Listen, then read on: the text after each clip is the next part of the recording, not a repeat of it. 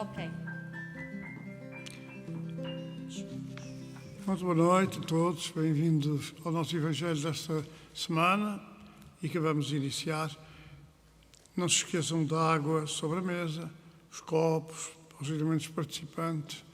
Vamos falar com aqueles que seguem Jesus na sua caminhada. Vamos centralizar os nossos pensamentos nessa ordem de ideias, a boa nova de Jesus. Página 45.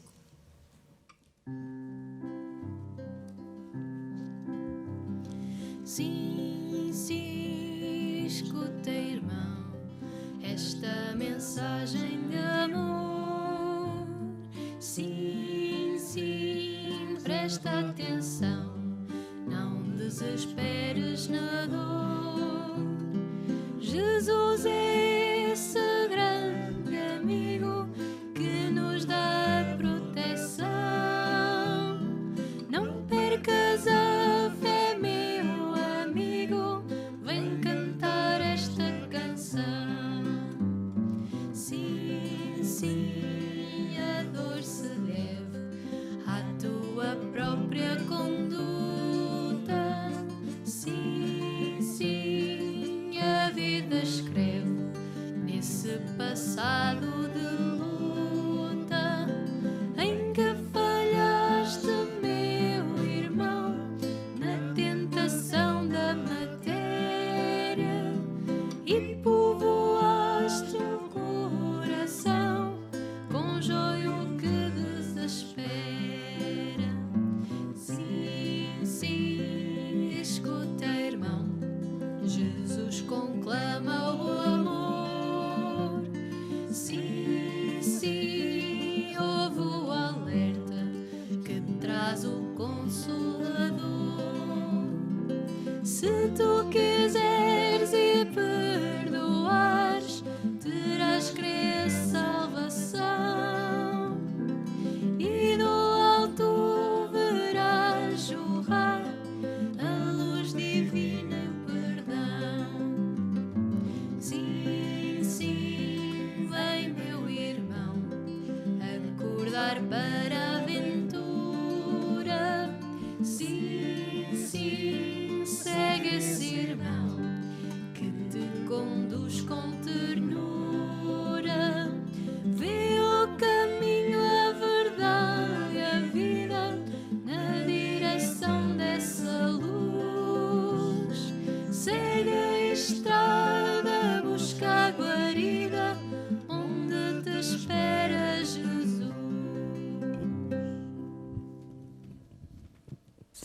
Na noite de hoje, cumprimentamos todos quantos no plano espiritual se encontram presentes e te rogamos, Senhor, que os nossos familiares que partiram, que regressaram à vida espiritual, possam estar presentes também, bem como todos aqueles que necessitem, que precisem de ouvir a Tua Palavra, de ouvir os Teus ensinamentos, o caminho, a verdade e a vida.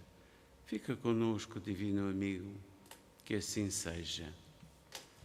Do Evangelho segundo o Espiritismo, no seu capítulo 16, não se pode servir a Deus e a Mamon,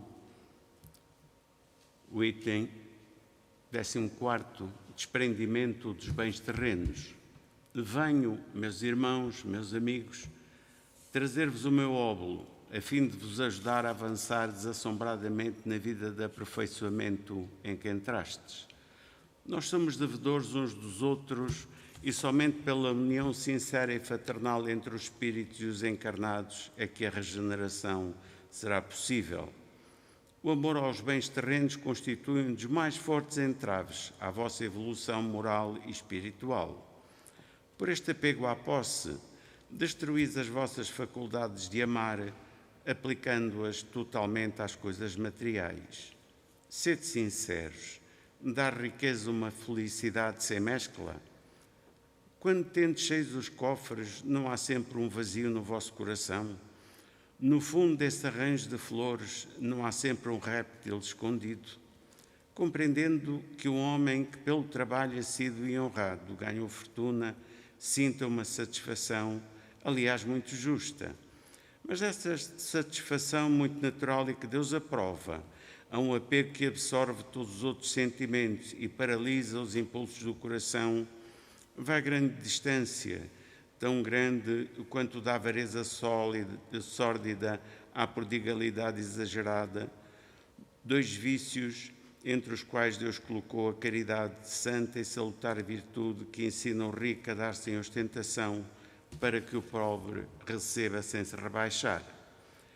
Quer a fortuna vos tenha vindo da vossa família, quer a tenhais ganho com o vosso trabalho, há uma coisa que não deveis esquecer nunca, é que tudo promana de Deus, tudo retorna a Deus. Nada vos pertence na terra, nem sequer o vosso pobre corpo. A morte vos despoja dele, como de todos os bens materiais.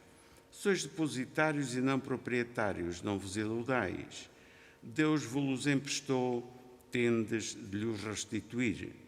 E ele empresta sob a condição de que o supérfluo, pelo menos, reverta para os que carecem do necessário. Um dos vossos amigos empresta-vos certa quantia. Por pouco honestos que sejais, fazeis questão de lhe restituir escrupulosamente e ficais-lhe agradecidos. Pois bem, essa é a posição de todo o homem rico. Deus é o amigo celestial que lhe emprestou a riqueza. Ele não quer para si senão o amor e o reconhecimento, mas exige que a seu turno o rico dê aos pobres, que são seus filhos, da mesma forma que ele. O bem que Deus vos confiou desperta nos vossos corações uma ardente e tola cobiça. Já pensastes, quando vos deixais apegar, sem moderação, a uma riqueza perecível e passageira como vós mesmos, que um dia tereis de prestar contas ao Senhor daquilo que vem dele? Ouvidais que pela riqueza fostes revestidos do caráter sagrado de ministros da caridade na terra, para seres os dispenseiros inteligentes? Que sois então, quando usais em vosso proveito o que vos foi confiado, senão depositários infiéis? Que resulta desse esquecimento voluntário dos vossos deveres? A morte, inflexível, inexorável, vai rasgar o véu sobre o qual vos ocultáveis e vos força a prestar contas ao amigo que esquecestes e que nesse momento se vos mostra com a toga de juiz. É em vão que procurais na terra iludir-vos a vós mesmos, colorindo com o nome de virtude o que frequentemente não é senão egoísmo, que chamais economia e previdência, ou que não é mais do que cupidez e avareza, ou generosidade, o que não é senão prodigalidade em vosso proveito. Um pai de família, por exemplo, abster-se-á de fazer a caridade, economizará, amontoar ouro sobre ouro, e isso, diz ele, para deixar aos seus filhos o máximo de bens possíveis e ajudá-los a evitar cair na miséria. É muito justo e paternal, convenha-se, e ninguém pode censurá-lo. Mas será sempre esse bem o único móvel que o guia? Não será muitas vezes um compromisso com a sua consciência para justificar a seus próprios olhos e aos olhos do mundo o seu apego pessoal aos bens terrenos? No entanto, admite que o seu amor paternal seja o único móvel. Será isso motivo para que esqueça os seus irmãos diante de Deus? Quando mesmo ele já tem o supérfluo, deixará ele os seus filhos na miséria por lhes deixar um pouco menos desse supérfluo? Não será antes dar-lhes uma lição de egoísmo e endurecer-lhes os corações? Não será enfraquecer neles o amor ao próximo? Pais e mães, estáis muito errados se acreditais que desse modo granjeais maior afeição dos vossos filhos, ensinando-os a ser egoístas para com os outros, ensinai-lhes a sê-lo para com vós mesmos. Quando o homem trabalhou bem e com o suor do seu rosto acumulou bens, é comum ouvir-lhes dizer que quando o dinheiro é ganho, melhor se lhe conhece o valor. Nada é mais verdadeiro. Pois bem, que este homem que confessa conhecer todo o valor do dinheiro, pratica caridade dentro das suas possibilidades, pois terá maior mérito do que aquele que, nascido na abundância, ignora as rudes fadigas do trabalho. Mas, pelo contrário, esse mesmo homem que se recorda das suas penas, dos seus trabalhos, for egoísta, duro para com os pobres, ele é bem mais culpado do que os outros, porque quanto mais se conhece as dores ocultas da miséria, tanto mais se deve ser portador do auxílio para os outros. Infelizmente, há sempre no homem de posse um sentimento tão forte como o seu apego à riqueza. É o orgulho. Não é raro ver-se o novo rico enganar o infeliz que implora a sua assistência, comentando os seus trabalhos e as suas habilidades em vez de o socorrer e acabando por lhe dizer: faz o que eu fiz. Segundo ele, a bondade de Deus não interferiu na sua fortuna. Nele reside todo o mérito. O seu orgulho põe-lhe uma venda sobre os olhos, fecha-lhe os ouvidos. Ele não entende que, mesmo com toda a sua inteligência, a sua aptidão, Deus pode lançar tudo por terra. Esbanjar a riqueza não é demonstrar desprendimento pelos bens terrenos, é descaso e indiferença. O homem depositário desses bens não tem o direito de os dilapidar, como não tem o de os confiscar em seu proveito. A prodigalidade não é generosidade, é muitas vezes uma forma de egoísmo. Aquele que despende ouro a mãos cheias para satisfazer uma fantasia não dará um centavo para prestar um serviço. O desprendimento dos bens terrenos consiste em dar à riqueza o seu justo valor, em saber servir-se dela em benefício dos outros e não apenas em benefício próprio, em não sacrificar por eles os interesses da vida futura, em perdê-los sem murmurar, caso apraz a Deus retirá-los. Se por reveses imprevistos vos tornardes noutro Job, como ele, dizei: Senhor, tu nos havias dado e nos tiraste, faça-se a tua vontade. Eis aí o verdadeiro desprendimento. Sede antes de tudo submissos, tendo fé naquele que pode novamente restituir-vos. Resisti com coragem ao abatimento, ao desespero que paralisa a vossa, que tendo-vos dado e tirado, não esqueceis nunca quando Deus vos desferir um golpe, que ao lado da maior prova coloca sempre uma consolação. Ponderai sobretudo que há bens infinitamente mais preciosos do que os da terra e que esse pensamento vos ajudará a desprender-vos destes últimos. O pouco apreço que se tenha a uma coisa faz com que menos sensível seja a sua perda. O homem que se apega aos bens terrenos é como a criança que vê somente o momento que passa. Aquele que deles se desprende é como o adulto que vê as coisas mais importantes, porque ele compreende estas proféticas palavras do Salvador: o meu reino não é deste mundo. O Senhor não determina que nos despojemos do que possuímos para nos reduzirmos à mendicidade voluntária, porque então quem o fizesse tornar-se-ia uma carga para a sociedade. Agir assim seria compreender mal o desprendimento dos bens terrenos. Seria egoísmo de outro género, porque seria o eximir-se da responsabilidade que a riqueza faz pesar sobre aquele que a possui.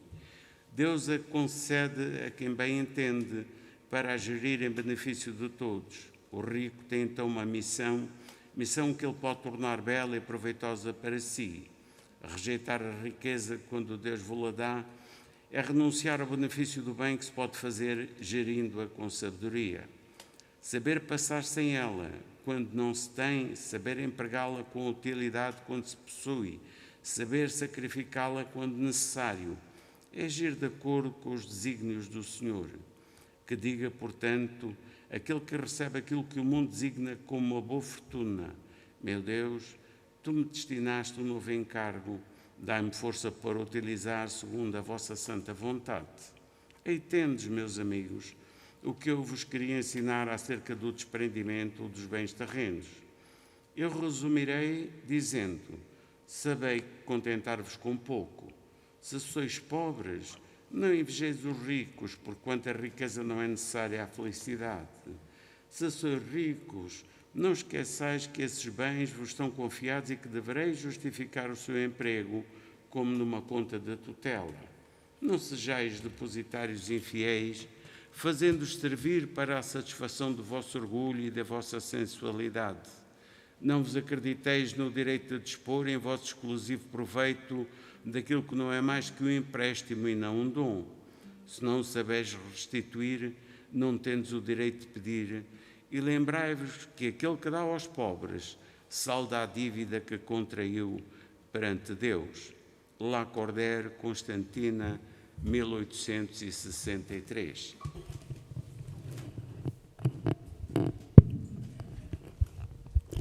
Do livro Depois Vem Segue-me, de Maria Teresa Magalhães, nossa benfeitora espiritual, psicografado por Arnaldo Costeira, o texto de hoje intitula-se Eu Não Sabia que Era Assim. Hoje queria trazer-vos um testemunho real de entre os muitos que aqui recebemos de numerosos irmãos que voltam da terra ainda iludidos com ideias que alimentaram no seu percurso por esses lugares de expiação e provas. Era um senhor bem posto, enquanto viveu nesse mundo.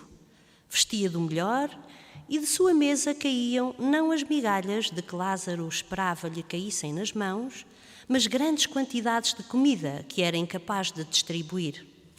Muitas vezes, referindo-se-lhe com desprezo pelos pobres que todos os dias acorriam às portas da sua luxuosa mansão. Não tinha medida a sua ambição. Tinha 6 filhos e toda a vida justificou essa vontade indómita de amealhar sempre que tinha de preparar o futuro dos filhos, que entretanto iam crescendo, envelhecendo, lutando por viver o melhor possível, com grandes necessidades e dificuldades de toda a ordem. Mas aquele pai, que se julgava diligente, continuava a aguardar para satisfazer as necessidades dos filhos quando precisassem. Mas a vida é essa dádiva divina. Deus, como concede, também retira. E um dia, muito aziago para a sua empresa promissora, lançou por terra toda a sua fortuna. Na ambição de ganhar mais e mais, o jogo na bolsa fez cair de um momento para o outro o seu império e viu-se, da noite para o dia, completamente na miséria. Não só não ajudou nunca os filhos nas suas necessidades, como acabou a sua vida passando por necessidades que procurava esconder de todos aqueles que viveram à sombra de amizades de ocasião e que o abandonaram completamente. Não resistiu ao desgosto, desesperou e, já rondando os 80 anos, fugiu da vida pela porta do suicídio. Como podem imaginar, a sua condição era desesperada, o sofrimento inaudito, a sua revolta imensa. Rodeámo-lo, depois de vários anos de abandono completo à sua sorte, que a lei dita sem contradita, até que o pedido de socorro chegou ao nosso plano e, quando ele é sincero e apresenta sinais de arrependimento, Jesus não falta com o socorro e foi-nos permitido intervir em seu auxílio. Fomos acalmando este espírito e mostrando-lhe o que ele havia assumido como compromisso quando voltou à terra para administrar a riqueza que lhe iria ser concedida como empréstimo. A surpresa espelhou-se naquele rosto ainda macilento e as lágrimas correram copiosamente perante a lembrança desse falhanço total que o fez ver naquele momento os quadros e sofrimento dos seus próprios filhos, lutando toda a vida contra as dificuldades, realidade que a sua cegueira não lhe tinha permitido ver. Só então compreendeu o sofrimento da sua companheira, que tantas vezes tinha tentado chamá-lo à razão e a quem ele nunca ouvia. Então, no cume da emoção, pôde exclamar: "Mas eu não sabia!" De facto, mergulhamos no corpo e esquecemos quase tudo, mas sempre alguma coisa resta do aprendizado que obtivemos. Só que a atração para as coisas fáceis e fúteis não nos deixa ver mais longe, não nos deixa mergulhar no fundo do nosso coração e olhar à volta para podermos despertar para a verdade. Como podemos calcular, o trabalho com este espírito foi enorme. A preparação para novo mergulho na carne foi intensa. Ele passou a saber que teria de voltar, não já com essa dádiva da riqueza, mas com a necessidade da miséria que desperta. A tudo se prontificou, mas desconhecia que nasceria num tugúrio sombrio de um bairro muito pobre de um país africano. Aí poderia recordar a aprendizado anterior e ajudar os autóctones a evoluírem, falando-lhes de Jesus por nossa inspiração. Teria outra riqueza para administrar, a verdadeira riqueza que nos acompanha quando regressamos à casa de onde saímos.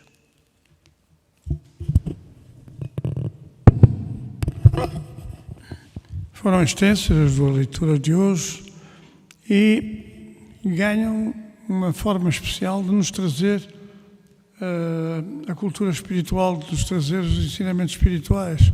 Porque se reparam, a leitura do Evangelho, que foi extensa, a mensagem de Lacordaire, é um manancial de conselhos, de orientações.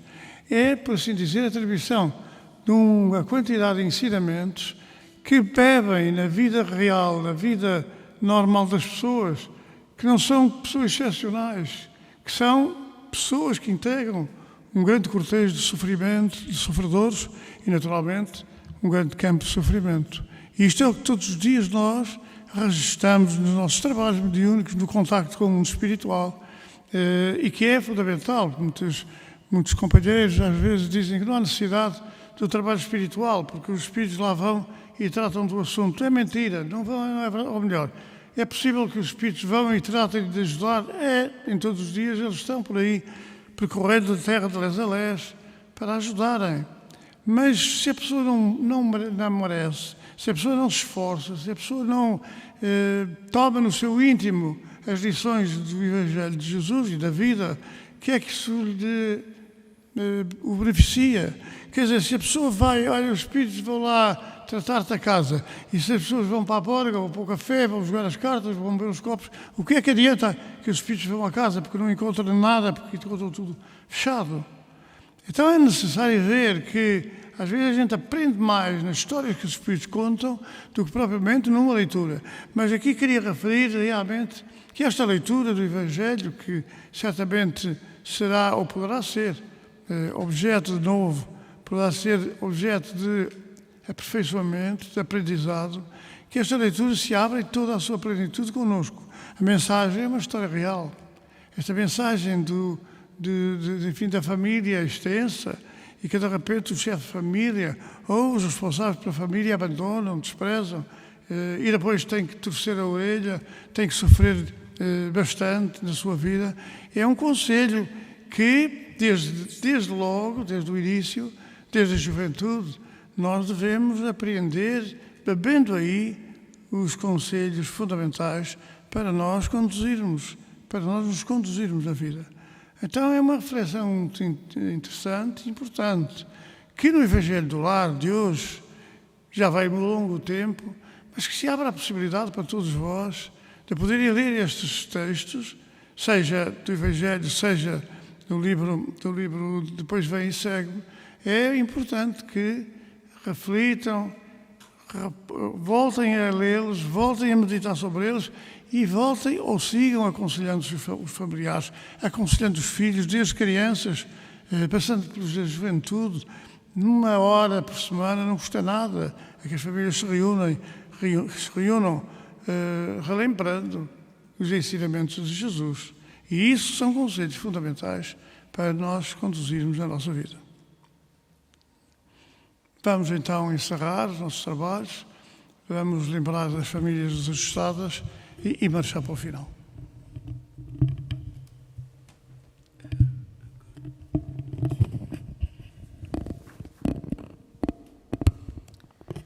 Na noite de hoje, te pedimos, doce amigo, irmão amigo, divino amigo, te pedimos, te rogamos que permitas que ao menos hoje as famílias desavindas, famílias onde há fome, famílias onde há toda a sorte de misérias humanas, que pelo menos hoje possas levar de nós, daquilo que nós pudermos doar, tudo aquilo que nós pudermos dar de nós, por favor, leva, distribui por todos esses todas essas pessoas, todos esses entes queridos, todas essas famílias, para que todos possam receber hoje um quinhão de alento, de afago e que lhes permita serenar o seu espírito, tantas vezes conturbado, com ideias menos, enfim, ideias que não deveriam ter.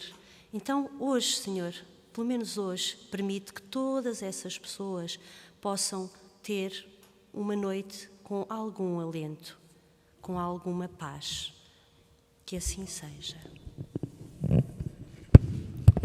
Caminhando para o final do nosso Evangelho, vamos cantar uma canção, harmonizar os nossos pensamentos. Página 19.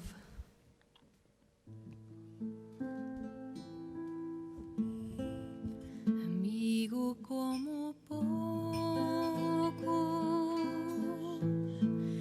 vivendo nossa dor, visita os que são loucos, coma no calor. A terra é seu chão e ajuda com ardor. Entrega o coração aos famintos de amor. Francisco é seu nome, João foi com Jesus, o filho de Maria, que o acompanhou na cruz. De Assis, filho adotivo, da luz um mensageiro, dá-nos um lenitivo, irmão e companheiro, dos pobres foste irmão, dos tristes alegria, dos sós a companhia,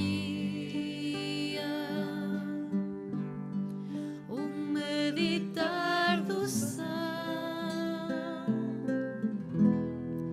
ajuda-nos, amigo,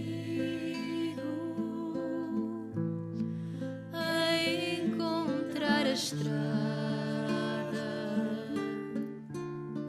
conhecer a alvorada,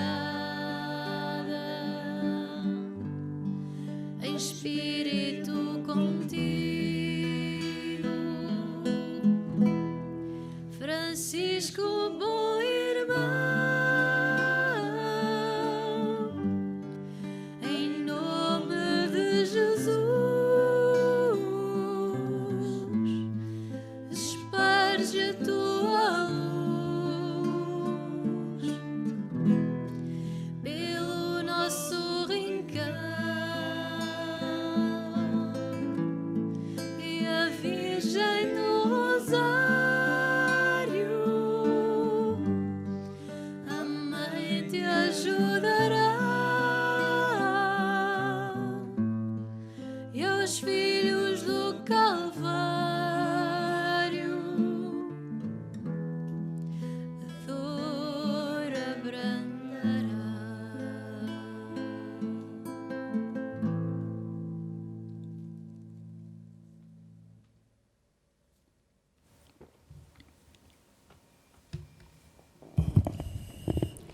E é o tempo de tomarmos a água fluidificada e de nos despedirmos. Até à próxima semana, se Deus quiser. Muito boa noite a todos.